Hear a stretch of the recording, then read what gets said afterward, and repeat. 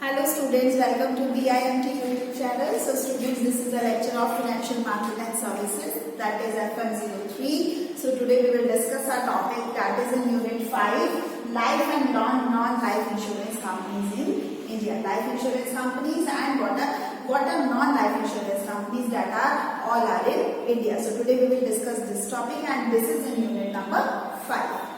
So let's start with our topic. आप वैसे जानते भी होंगे लाइफ इंश्योरेंस कंपनीज और नॉन लाइफ इंश्योरेंस कंपनीज कौन कौन सी हैं, बट हमें इसको पढ़ना है डिटेल में, तो हम अपने टॉपिक के साथ स्टार्ट करते हैं. कुछ हम इसमें हिस्ट्रीज भी पढ़ेंगे, बहुत सारे कॉन्सेप्ट्स हम आज क्लियर करेंगे. So the insurance sector in India has come a full circle from being an open competitive market to nationalization and back to liberalized market again. तो nationalization से liberalized market जो पहले इंश्योरेंस सेक्टर जो India का था, tracing the developments in Indian insurance sector reveals 360-degree turn witnessed over a period of almost 2 centuries. अभी कैसे 360-degree witnessed है, इसको हम स्टडी करेंगे. इसकी सबसे पहले हम brief history of insurance sector study करेंगे कि ब्रीफ हिस्ट्री क्या है इंश्योरेंस सेक्टर की. So the business of life insurance in India in its existing form started in India in the year 1880. Life insurance business India में 1880 में start हुआ था with the establishment of oriental life insurance company इन कैलकाटा. तो सबसे पहले oriental life insurance company Calcutta में open हुई थी 1880 में. तब फर्स्ट टाइम इंडिया में लाइफ इंश्योरेंस बिजनेस स्टार्ट हुआ था. Some of the important milestones in the life insurance business in India are, कुछ important points हैं regarding life insurance business in India, कुछ उसकी हिस्ट्री है वो हम डिस्कस करेंगे. 1912 में Indian Life Assurance Companies Act enacted as the first statute to regulate the life insurance business. 1912 में Indian Life Assurance Company Act enact हुआ था.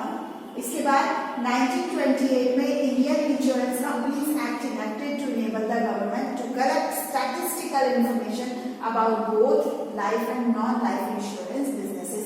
1928 में इंडियन इंश्योरेंस एक्ट इनैक्ट किया गया था जिसमें गवर्नमेंट ने स्टैटिस्टिकल इंफॉर्मेशन कलेक्ट की थी कि टोटल लाइफ इंश्योरेंस कंपनीज कितनी है और नॉन लाइफ इंश्योरेंस बिजनेसेस कितने हैं. Then 1938 में क्या हुआ, earlier legislation consolidated and amended to by the Insurance Act with the objective of protecting the interest of insuring public. तो यहाँ पे इंश्योरिंग पब्लिक के इंटरेस्ट की बात की गई, उनके इंटरेस्ट को प्रोटेक्ट करने की बात की गई.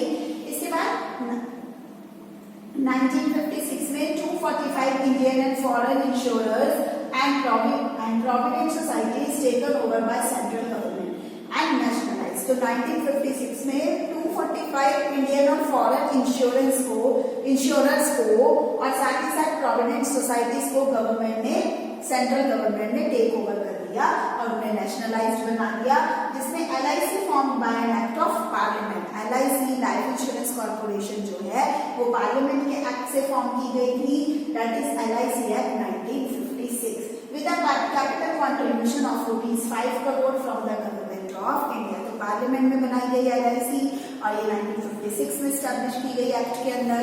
अब इसके अंदर टोटल को कैपिटल कंट्रीब्यूशन लगा 5 करोड़ जो कि गवर्नमेंट फ्रॉम इंडिया से प्रोवाइड किया गया. तो 1956 में ये सारे वर्क हुए. The general insurance business in India on the other hand can trace its roots to the Triton Insurance Company Limited. तो general insurance means non life insurance companies जो है ये इंडिया में कब से आई, from Triton insurance company limited से. The first general insurance company, ये ट्रिटन इंश्योरेंस कंपनी जो है फर्स्ट जनरल इंश्योरेंस कंपनी है जो कि 1985 में स्टैब्लिश की गई थी कलकत्ता में बाय ब्रिटिशर्स.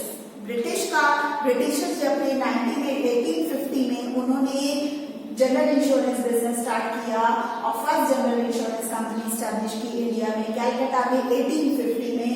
उसका नाम था Triton insurance company limited and it is non life insurance company. Then some of the important milestones in general insurance business. अभी तो इससे ऊपर हमने सारा लाइफ इंश्योरेंस के बारे में पढ़ा, अब हम जनरल लाइफ इंश्योरेंस या नॉन लाइफ इंश्योरेंस के बारे में हिस्ट्री पढ़ेंगे. 1907 में Indian mercantile insurance limited setup the first company to transact all classes of general insurance business. अब फर्स्ट कंपनी ऐसी जो सारे ट्रांजैक्शन सेटअप करने थे जनरल इंश्योरेंस के, वो 1907 में खुली, ओपन की गई।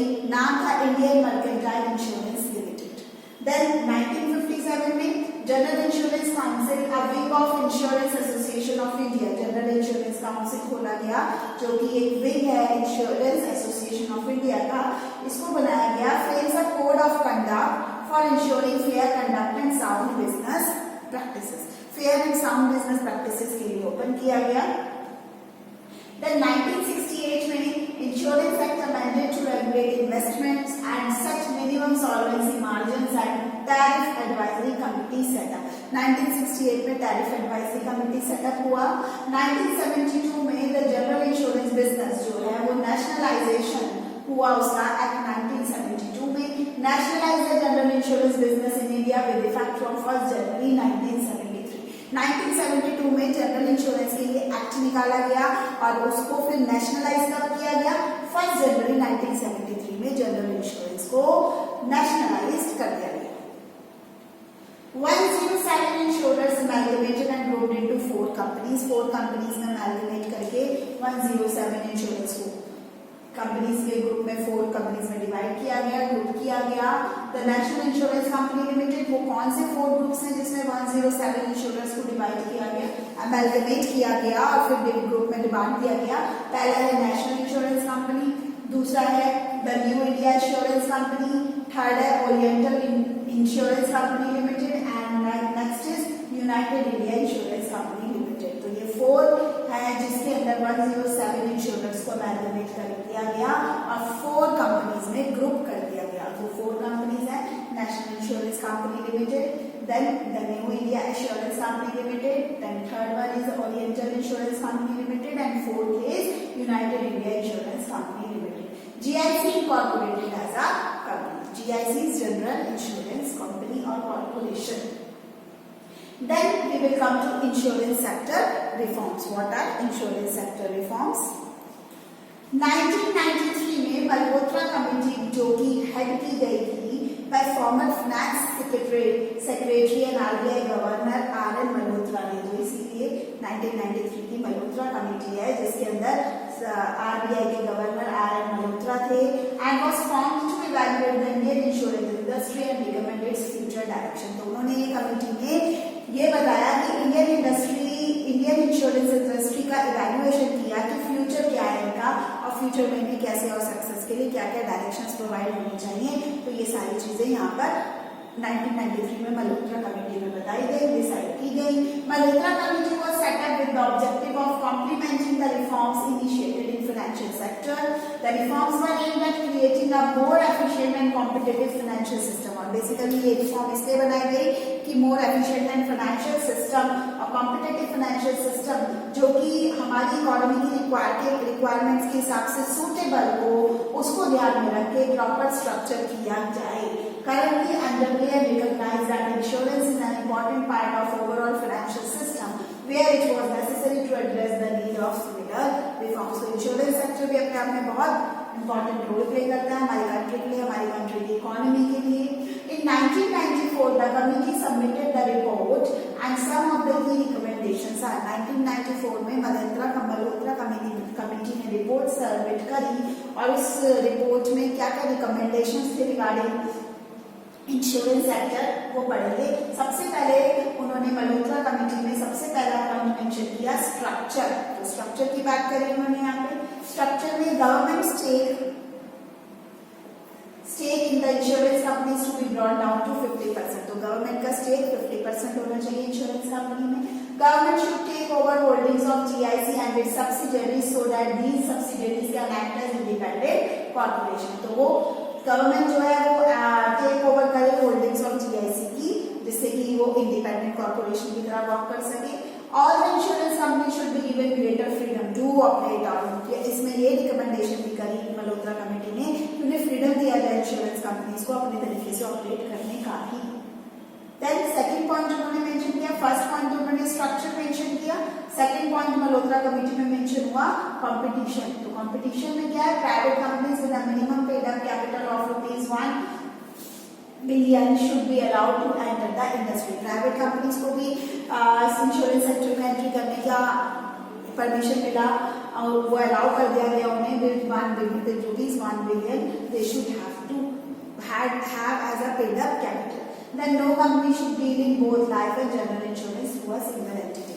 सिंगल एंटिटी के थ्रू कोई भी कंपनी दोनों इंश्योरेंस सेक्टर्स में डील नहीं कर सकती, वो किसी एक में कर सकते, वो लाइफ और नॉन लाइफ दोनों में एक साथ डील नहीं कर सकती.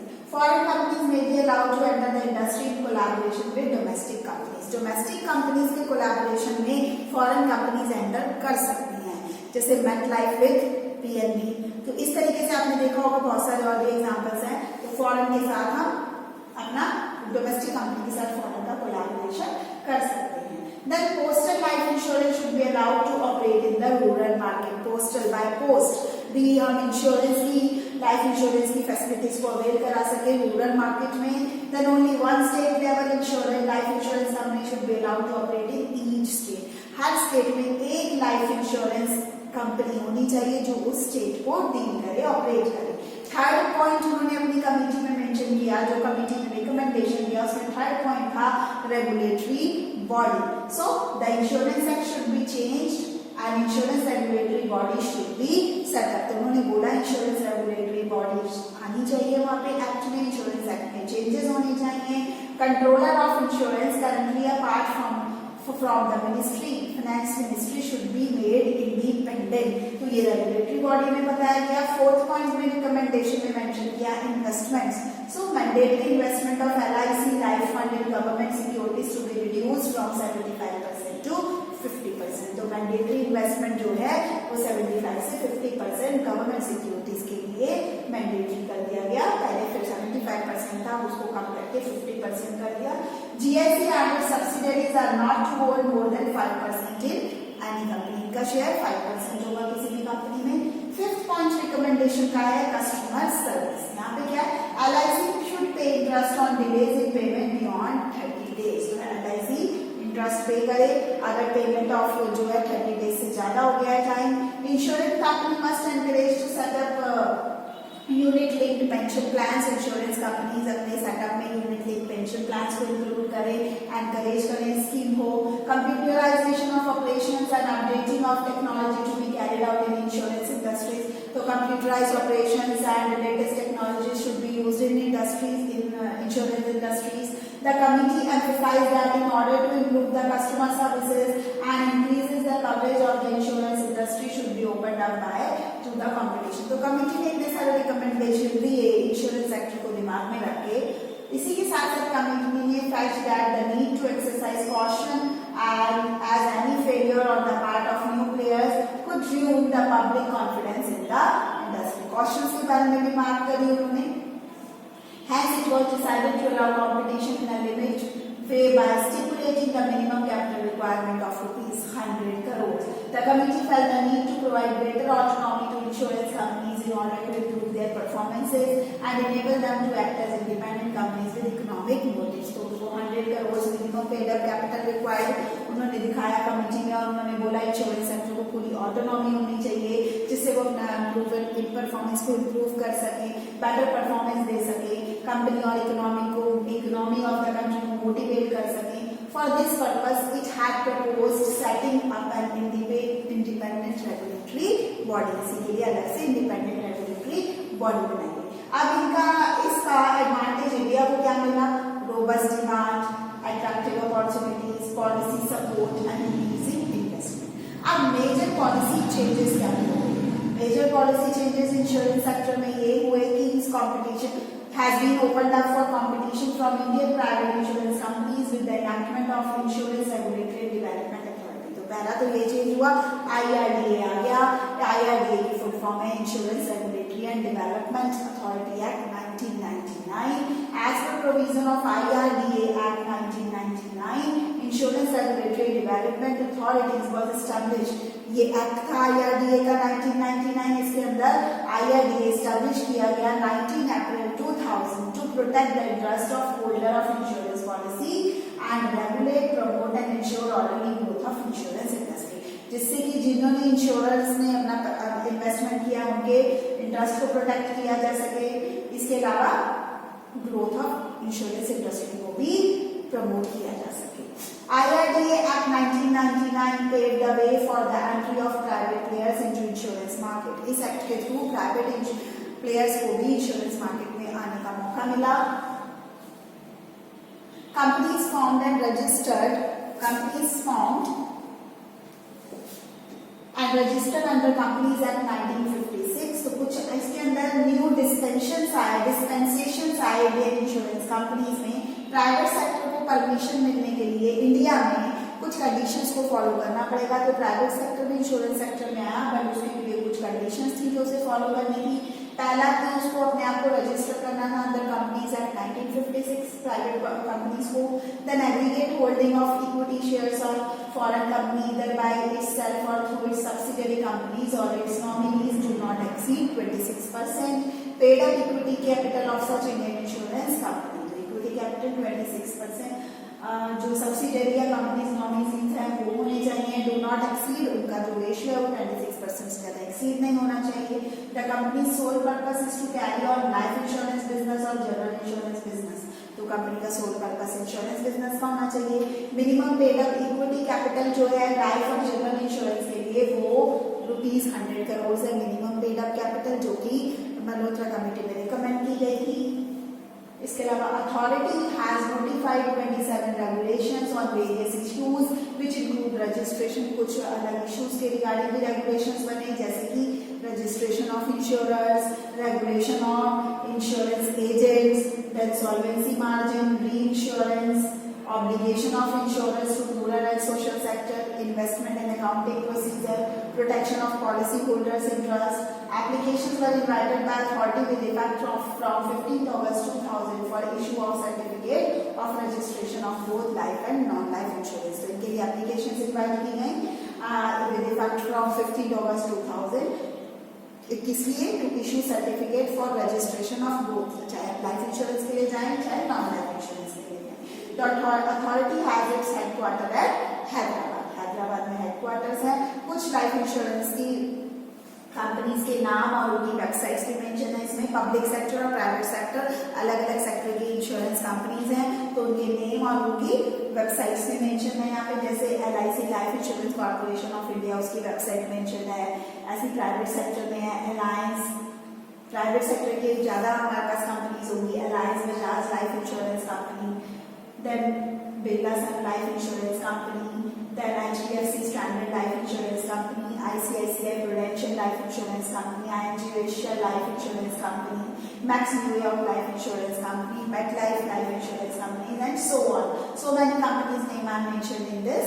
तो आप इसको देख सकते हैं, उनकी वेबसाइट्स भी मेंशन है. तो protection of interest of policy holder के लिए भी IRDA ने प्रॉपर रिस्पॉन्सिबिलिटी ली कि वो अब इंश्योरेंस पॉलिसी होल्डर्स के इंटरेस्ट को प्रोटेक्ट करेंगे. उनके रिगार्डिंग प्रॉपर मेजर स्टेप्स बनाए गए. तो कुछ पॉलिसी होल्डर्स के लिए स्टेप्स बनाए हैं जिन्हें ध्यान में रख के सारे work as per government rules और पॉलिसीज किए जाते हैं. देन जनरल इंश्योरेंस कंपनीज के भी कुछ नाम दे रखे हैं इसमें कि प्राइवेट सेक्टर में कौन कौन सी हैं. Like this Aditya Birla health insurance company, Bajaj Allianz general insurance company, Bharatiya AXA general insurance company, Cholamandalam general insurance company, etc.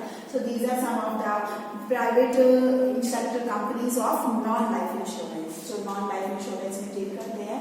ऐसे ही हेल्थ इंश्योरेंस कंपनी भी है जिसके अंदर Apollo Munich health insurance company है, star health allied insurance company है, मैक्स ब्यूटा हेल्थ इंश्योरेंस है, Religare है. तो कुछ इस तरीके के एग्जांपल्स इसमें प्रॉपर्ली मेंशन है. Private insurance like HDFC, ICICI and SBI have been some tough competitors for providing life as well as non-life insurance companies. So future क्या है इंश्योरेंस सेक्टर का इंडिया में?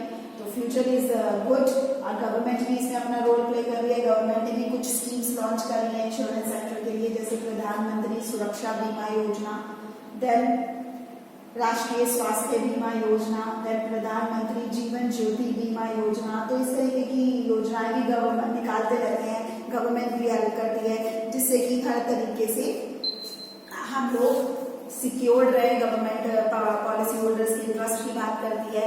So this is all about the life insurance and non life insurance sector of India. इसमें सारे examples भी mention है, सारी चीजें प्रॉपरली मेंशन है, आपको नोट्स का लिंक भी भेजा जाएगा। So this is a brief regarding कि लाइफ इंश्योरेंस में क्या है, नॉन लाइफ इंश्योरेंस में क्या है, इनकी हिस्ट्री क्या है, तो ये सारा हमने आज डिस्कस किया। It is very much important, आप लोगों को सबको पता भी होना चाहिए और एग्जाम के पॉइंट ऑफ व्यू भी ये इंपॉर्टेंट है। So this is all for today and thank you, have a nice day.